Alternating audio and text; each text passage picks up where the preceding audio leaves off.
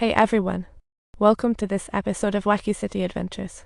Are you ready for an unparalleled challenge? The jaw drop? They are not human, intensely discussing affairs. A 9-year-old, unseen such a scene, retreated hastily, but the concrete alley chained him down. Ultimately, he fled amidst curious stares.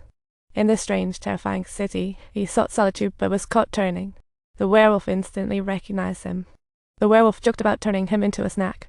Just then, a pighead came to the rescue when he saw the boy's terrified expression. The pighead totally understood and immediately offered to help him return to the human world, while explaining that this place was called the colorful street of Cultivation. The best part: they can become gods, while humans are rejected. A loud voice boomed, revealing his importance. This guy plans to take him as a disciple. Shun-Chi had seen him before. The first meeting. The boy thought they were monsters, but as soon as they left, curiosity sparked up in him. Crazy story. Eth-Oh wanted a disciple, but no one on Colorful Street was interested, so he figured he'd try his luck in the human world. 9, being homeless, went along for the ride, only to find that Eth-Oh's home was as messy as his hairstyle.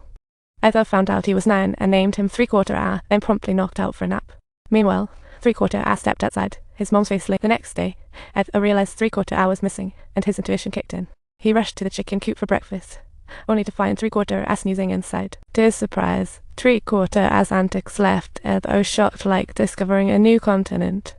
But living here has rules no trouble or ruckus. For example, this egg rice looks tasty, but 3/4 can't handle it. On top of that, 3/4 didn't even agree to be Eth-Oh's disciple, and their tempers clashed like metal. In the end, they both dashed outside.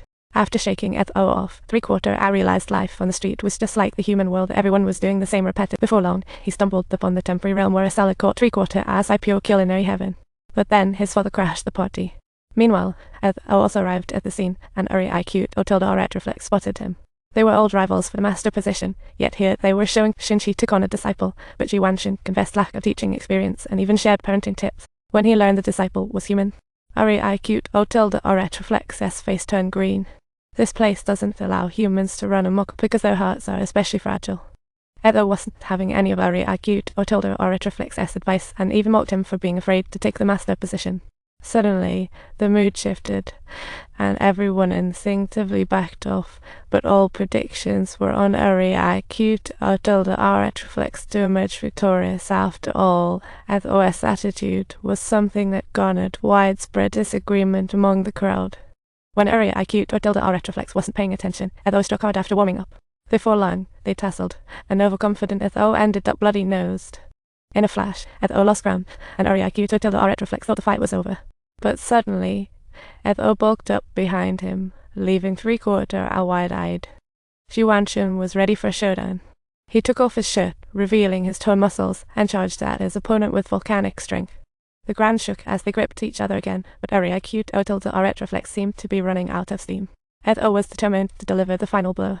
Just then, cheers of go, Uri-I-Cute Otilda Retroflex erupted, showing dissatisfaction with Eth-Oh's style.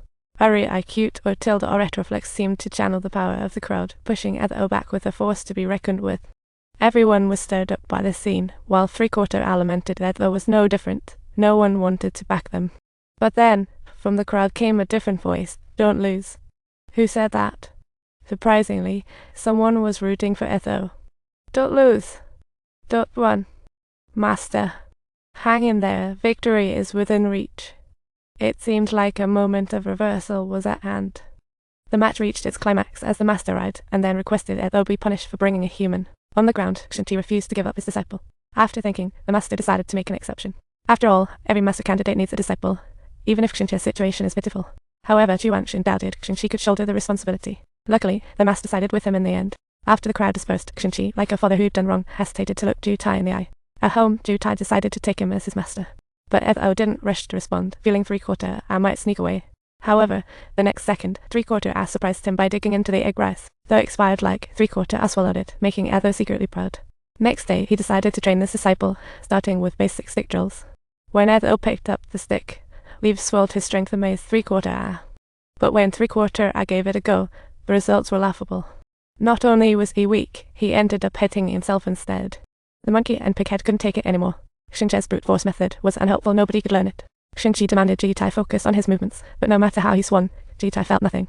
Eth-Oh struggled to explain the essence. He only knew there was a sword in his heart, just swing based on feeling. It was something too subtle to put into words. How could 3/4 learn? Seeing his lack of comprehension, Ethel left in disappointment. The next day, 3/4 was like a completely different person. He asked the pighead how to be a good disciple, starting with the basics, doing laundry and cooking.